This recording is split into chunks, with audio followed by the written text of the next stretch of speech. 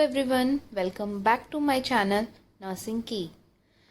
तो आज हम जानने वाले हैं कि जीएनएम नर्सिंग के बाद क्या क्या कर सकते हैं। जीएनएम नर्सिंग के बाद हमारे पास क्या क्या करियर ऑप्शंस है। जीएनएम करने के लिए हम क्या टीचिंग की लाइन में जा सकते हैं या फिर क्लिनिकल्स ही कर सकते हैं। हमारे पास जीएनएम के बाद क्या क्या जॉब अपॉर्चुनिटीज़ हैं। अगर आपका जीएनएम नर्सिंग कंप्लीट हो गया है तो आपको अब ये डिसाइड करना है कि आपको अपनी एजुकेशन कंटिन्यू रखनी है या फिर आपको जॉब करनी है। आप अगर जॉब करने में इंटरेस्टेड है तो आपको सबसे पहले अपना सीवी किसी प्राइवेट हॉस्पिटल में देना होगा जिसमें आप इंटरव्यू के थ्रू सिलेक्ट होंगे। लेकिन प्राइवेट हॉस्पिटल्स की जो सैलरी होती है वो बहुत कम होती है, तो आपको इस चीज़ का पता होना चाहिए कि हम कहाँ पे वर्क कर रहे हैं और वहाँ का सैलरी पैकेज क्या है। अगर आप गवर्नमेंट जॉब में इंटरेस्टेड हो तो आपको गवर्नमेंट टेस्ट्स के लिए तैयारी करनी चाहिए, जिसमें मैं आपको सजेस्ट करूँगी कि जैसे ही आपका जीएनएम नर्सिंग का कोर्स कंप्लीट होता है आप कॉम्पिटिटिव एग्ज़ाम्स के लिए तैयारी कीजिए। आप सेंट्रल गवर्नमेंट एग्ज़ाम के लिए तैयारी कर सकते हो, जैसे एम्स, आरआरबी, डीएसएसबी।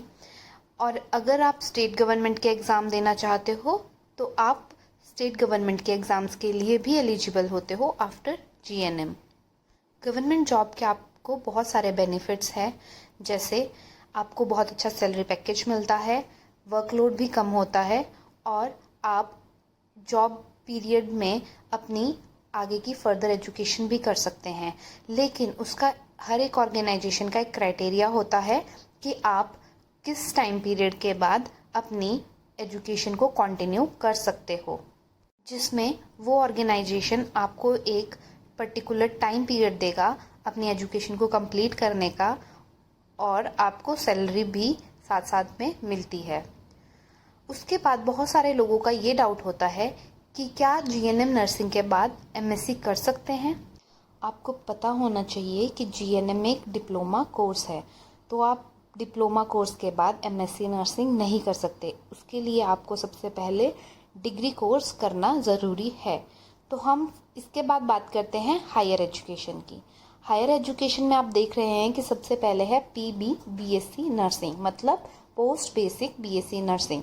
जब आपने जीएनएम कंप्लीट कर लिया है उसके बाद आपको सबसे पहले पोस्ट बेसिक बीएससी नर्सिंग करना होगा, जो कि एक डिग्री कोर्स है। पोस्ट बेसिक बीएससी नर्सिंग का कोर्स 2 इयर्स का है, जिसको कंप्लीट करने के बाद आप डिग्री होल्डर बन जाते हो। उसके बाद आपको ज़रूरी है कि आपको 1 ईयर का एक्सपीरियंस लेना होगा, लेकिन ये आपका इंटरेस्ट है कि आपको एक्सपीरियंस टीचिंग में लेना है या फिर क्लिनिकल्स में लेना है। आप 1 ईयर के एक्सपीरियंस के बाद ही एमएससी के लिए अप्लाई कर सकते हो। एमएससी के बाद फर्दर पीएचडी कर सकते हो। तो ये था हमारा हायर एजुकेशन के बारे में। बहुत सारे लोगों को डाउट होता है कि हम आफ्टर जीएनएम अब्रॉड जाके अपनी फर्दर स्टडीज़ कर सकते हैं या नहीं कर सकते हैं। तो मैं आपको बताऊंगी कि अगर आप आफ्टर जीएनएम अब्रॉड जाने की सोच रहे हो, कनाडा, यूएसए, ऑस्ट्रेलिया, अगर आप कहीं भी जाना चाहते हो तो आपको वहाँ पर जाके सबसे पहले कोर्स करना पड़ेगा, जिसको हम कहते हैं कोलैबोरेशन कोर्स या फिर डिप्लोमा, आफ्टर डिप्लोमा कोर्सेज। अगर आप अब्रॉड जाने के लिए सोच रहे हैं तो आपको ये देखना होगा कि वहाँ के यूनिवर्सिटीज़ और कॉलेजेस की क्या एसेंशियल रिक्वायरमेंट है, क्या आप उन रिक्वायरमेंट्स को फुलफ़िल कर पा रहे हो या नहीं। सो आई होप कि आज का हमारा ये टॉपिक जीएनएम नर्सिंग के बाद क्या करें आप सभी लोगों को अच्छी तरह से समझ में आ गया होगा और इससे आपको एक आइडिया मिल गया होगा कि आपको जीएनएम नर्सिंग के बाद क्या करना है। लेकिन अगर अभी भी किसी को कुछ डाउट है किसी भी चीज़ में तो वो मुझे कमेंट बॉक्स में पूछ सकते हैं या फिर मुझे इंस्टाग्राम पे भी डीएम कर सकते हैं। लेकिन इस सब के बाद मैं आपको ये चीज़ सजेस्ट करूँगी कि अगर आपका जीएनएम नर्सिंग कंप्लीट हो गया है तो आप पोस्ट बेसिक बीएससी नर्सिंग करें और उसके बाद 1 साल का एक्सपीरियंस लें और अपनी फर्दर एजुकेशन को कंप्लीट करें। सो आज के लिए इतना ही। अब मिलते हैं नेक्स्ट वीडियो में। Till then bye bye.